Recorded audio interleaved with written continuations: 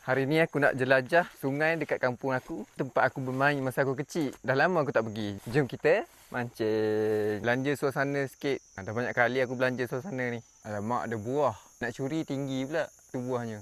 Dah sampai aku dekat sungai ni. Dulu air dia agak dalam lah. Air jadi tak dalam. Faktor manusia kot. Aku rasa nak pakai 2 umpan je.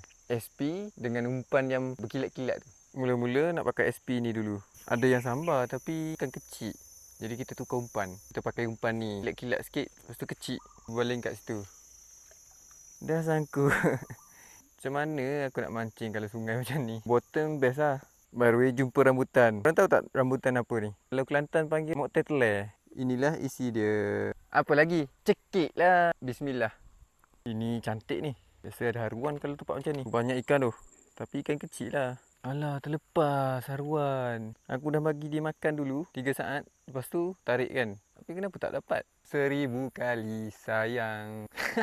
Tempat sempit macam ni, pancing monyet lah cerita dia. Kena set up natural light ni. Wah, ada pokok mengkuang. Pokok ni lah orang buat ikan mengkuang. Cantik sini doh. Tapi macam mana nak mancing? Sungai belah sana. Kat sana tak boleh lalu pula. Aku kena redah tepi ni. Mana doh? Alamak, ini dah mengalahkan babi ni. Ada tapak Cik B. Baru je ni. Tempat secantik macam ni tak ada haruan ke? Dah belas-belas kali aku baling. Oi, apa hal tengok kat aku macam tu? Kau jangan cakap kau marah aku. Jangan garang sangat. Lembu pun jangan buat main weh. Bahaya. Nanti kena tanduk dari belakang. Dulu air dalam kat sini.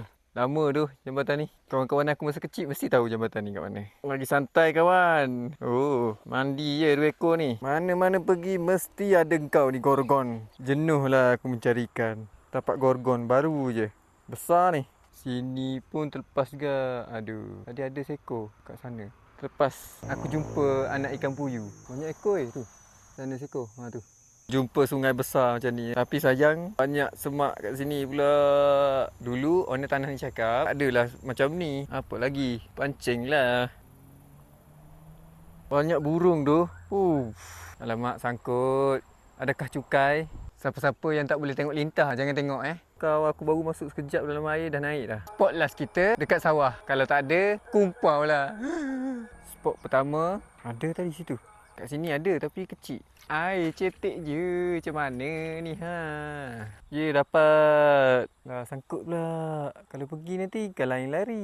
Hari ni saya tak kumpau, dapat haruan. Dah dapat lesen haruan. Tak kumpau dah. Jom kita lepaskan dia. Dah pergi. Pergi sana. Bye-bye. Hari ni tak kumpau, dapat haruan. Itu saja daripada aku. Okey, bye.